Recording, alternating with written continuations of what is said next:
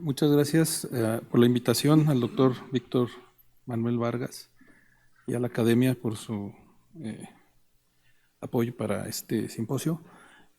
Vamos a hacer un poco de recapitulación de lo que ya se mencionó anteriormente en la plática. Como se sabe, la mayoría de las pacientes van a experimentar síntomas vasomotores, alrededor de un 80% de ellas, y la causa de estos síntomas pues es multifactorial. Obviamente que las hormonas reproductivas, principalmente el estrógeno, juega un papel muy importante. Otros factores relacionados para su presentación de los síntomas vasomotores pues incluyen, como ya se ha mencionado, la obesidad previa a la menopausia, el tabaquismo, niveles más altos de ansiedad y depresión en las pacientes, así como su nivel educativo y algunos síntomas perimenopáusicos. Como ya se comentó, hay varios mecanismos propuestos para el desarrollo del síndrome vasomotor. Principalmente hablamos de disminución de los niveles de estrógenos, hay un estrechamiento en la zona termoneural, así como una actividad alterada del sistema nervioso central y periférico, en lo que tienen que ver algunos neurotransmisores, como la serotonina, que ya se mencionó, y recientemente lo que se ha analizado es las neuronas hipotalámicas de quispeptina, neuroquinina B, dimorfina, las famosas CANDI, que también juegan un papel importante en la presentación de esta sintomatología. La terapia hormonal menopáusica sin duda es la principal herramienta y la principal indicación para el tratamiento de los síntomas vasomotores. Es el tratamiento que se debe de considerar en todas las pacientes que presentan esta sintomatología, y para su uso debemos de tener en cuenta la edad de la presentación de la paciente de estos síntomas, así como el tipo de terapia que vayamos a usar, la ruta de administración, el tiempo de inicio desde la menopausia y cuánto tiempo lo vamos a dar, así como los factores de riesgo que presenta cada una de nuestros pacientes de forma individual. La terapia hormonal menopáusica debe de ser siempre individualizada, maximizando los beneficios y minimizando los posibles riesgos que ésta pueda presentar. Como ya se comentó, la terapia hormonal tiene indicaciones muy precisas. Es el estándar de oro para el tratamiento de los síntomas vasomotores de la menopausia de moderados a graves. También se ha visto que previene la pérdida ósea, por lo tanto previene la osteoporosis. Es el tratamiento para tratar la atrofia vulvovaginal de moderada a grave, actualmente llamado síndrome geniturinario, y también en las pacientes con insuficiencia ovárica prematura o con algunas situaciones en las cuales se les haya retirado los ovarios por alguna patología en edad temprana, pues es la principal motivo para darles esta terapia de reemplazo hormonal en este caso. Tiene contraindicaciones muy precisas, como son un sangrado vaginal inexplicable, una enfermedad hepática grave activa, el cáncer de endometrio reciente o no tratado, cáncer de mama, estos son tumores hormonodependientes, la enfermedad coronaria, accidente cerebrovascular, infarto de miocardio y enfermedad de vesícula biliar, así como la tromboembolia venosa, son las principales contraindicaciones para su uso. Varias asociaciones han hecho guías y recomendaciones para el uso de la terapia estrogénica. La más reciente es la publicada por la Sociedad de Menopausia, antes NAMS, en la cual se considera, bueno, el tiempo y la edad de inicio de la menopausia, así como recomiendan en cuanto a las dosis y las rutas de administración, la menor dosis efectiva. La toma de decisiones siempre debe ser compartida con la paciente para determinar tanto la formulación como la vía de administración y las dosis que se ocupen. Básicamente, la duración respecto a la recomendación de la NAMS dice que se debe usar por el menor periodo de tiempo posible, siempre basado en la sintomatología de la paciente. Es decir, que si nosotros decidimos ir retirando la terapia de manera paulatina y la paciente continúa con síntomas vasomotores, pues la terapia habrá que continuarla siempre reevaluando factores de riesgo que puedan haber cambiado del inicio al momento actual. Y básicamente todas las asociaciones coinciden en casi todos los puntos. Las distintas vías de administración y formulaciones de la terapia, pues dependerá si la paciente al momento de tener los síntomas y la necesidad de ocupar la terapia tenga o no útero. Cuando no hay útero, pues se recomienda dar solo estrógenos. Las vías de administración del estrógeno pueden ser oral, transdérmico y, como se mencionó, el complejo de estrógenos selectivo tisulares, que es un modulador selectivo de receptores de estrógenos con estrógenos equinos conjugados. La ruta vaginal en nuestro país solo existe para tratar el síndrome genitourinario. En otros países se puede administrar terapia sistémica a través de esta vía. Y en cuanto a las pacientes que tienen útero al momento del inicio de la terapia, pues se recomienda siempre dar una progestina para protección endometrial. Las terapias actuales, comparadas con la terapia que se usó en el estudio de WHI, pues tienen un perfil más seguro. Actualmente se recomienda usar una progesterona natural, si es posible, o la hidrogesterona, que tienen un mejor perfil en cuanto a riesgo, tanto metabólico como de cáncer de mama.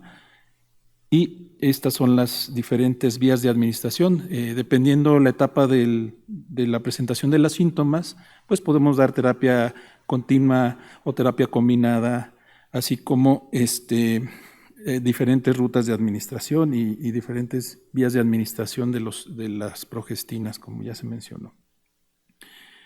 Hay un semáforo en cuanto a qué pacientes debemos ser cuidadosos de dar o iniciar la terapia y en las cuales de manera no hay que darla, ¿no? Por ejemplo, vemos que la terapia hormonal representa un bajo riesgo cuando hay que hablar de la ventana de oportunidad, cuando se inicia de manera más temprana al inicio de los síntomas, es decir, alrededor de los 50 años y antes de los 60 años, siempre y cuando la paciente tenga un estado de salud óptimo, pues se puede utilizar sin problema. En las pacientes donde debemos de tener alguna precaución, podría ser en aquellas que tienen ya alguna enfermedad. La mitad de las pacientes tienen alguna enfermedad ya de base al llegar a la menopausia, alguna enfermedad crónica, metabólica, diabetes, dislipidemia, que hay que tener en cuenta al iniciar la terapia hormonal. También recomendarle a la mujer que deje de fumar, así como que tenga un riesgo bajo de enfermedad cardiovascular que hay que evaluar en todas nuestras pacientes al inicio de la terapia hormonal. Y en las pacientes en las cuales son de alto riesgo y preferimos no darla aunque esté indicada, son pacientes con cardiopatías, con trombosis venosa, con ya un antecedente de un accidente cerebrovascular, así como un cáncer de mama, un antecedente de cáncer de mama o un riesgo alto de alguna enfermedad cardiovascular. En esos casos, pues mejor no darla. Así como también se comentó, si la paciente prefiere no tomarla, pues hay que recomendarle otras opciones de manejo para los síntomas vasomotores. Hablando un poco del riesgo, pues vemos que en las pacientes de edades entre 50 y 59, estos son estudios del WHI que se hicieron reevaluaciones ya una vez estratificadas por edad, pues vemos que la terapia de estrógenos solos, estrógenos equinos conjugados, tiene un mayor riesgo de trombosis y de tromboembolia pulmonar. Este riesgo es de 10 casos por 10,000 mujeres al año. O sea, realmente es un riesgo bajo.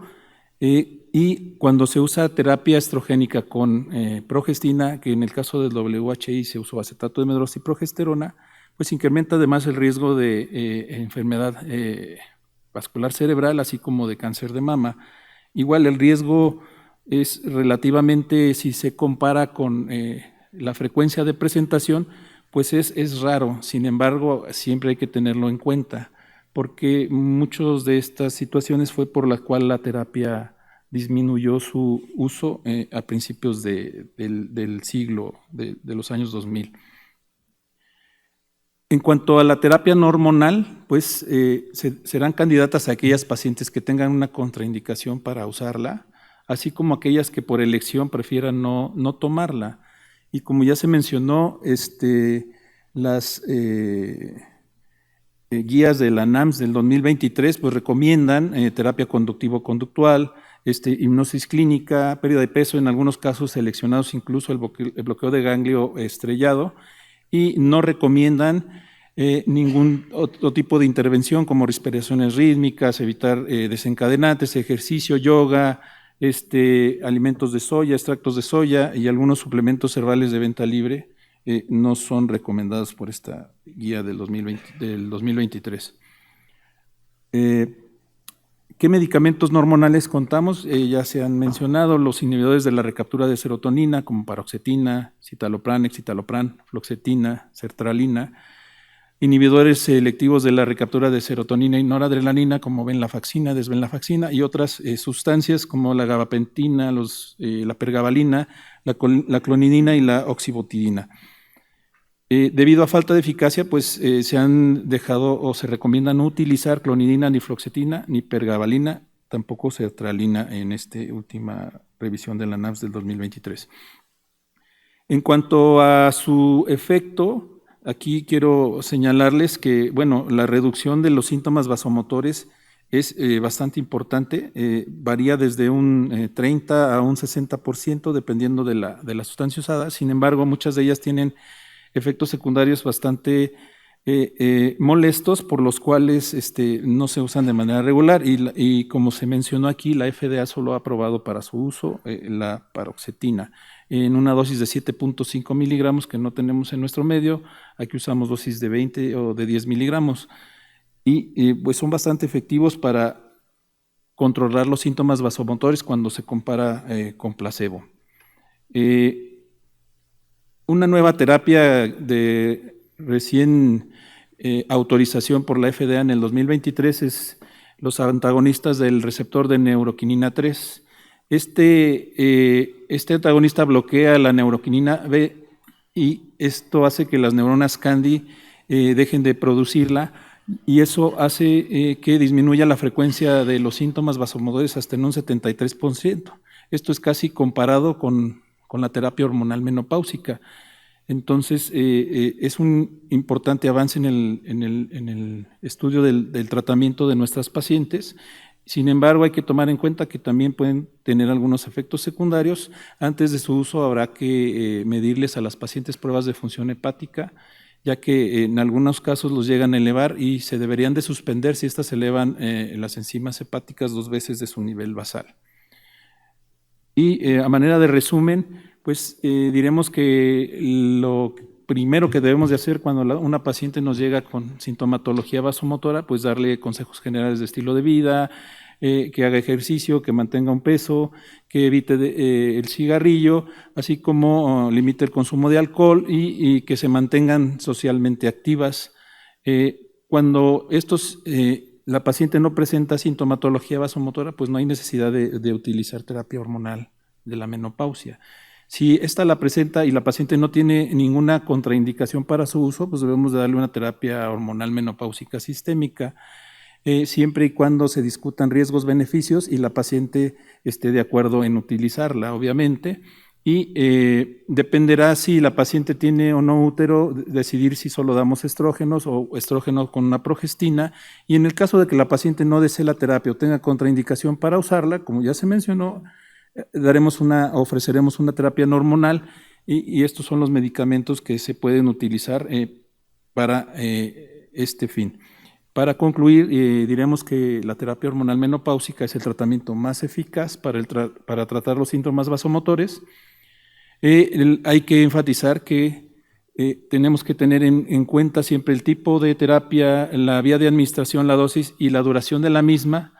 Esto en base a las necesidades de nuestras pacientes y siempre hacer un balance del riesgo-beneficio y la toma de decisiones debe de ser compartida con la paciente. Los efectos adversos de la terapia hormonal se ven disminuidos cuando esta la iniciamos en la ventana de oportunidad, que es muy temprano el inicio de los síntomas, alrededor de los 50 años y antes de los 60 años, donde la mayoría de las pacientes todavía tienen una salud cardiovascular aceptable y menos riesgo de complicaciones, así como tener en cuenta el uso de estrógenos, 17 beta estradiol o progesterona micronizada con un mejor perfil, de preferencia si es posible, y con las dosis mínimas de estos medicamentos que nos lleven a una mejora en la sintomatología. Las pacientes que no sean candidatas, pues hay que ofrecerles terapia no hormonal.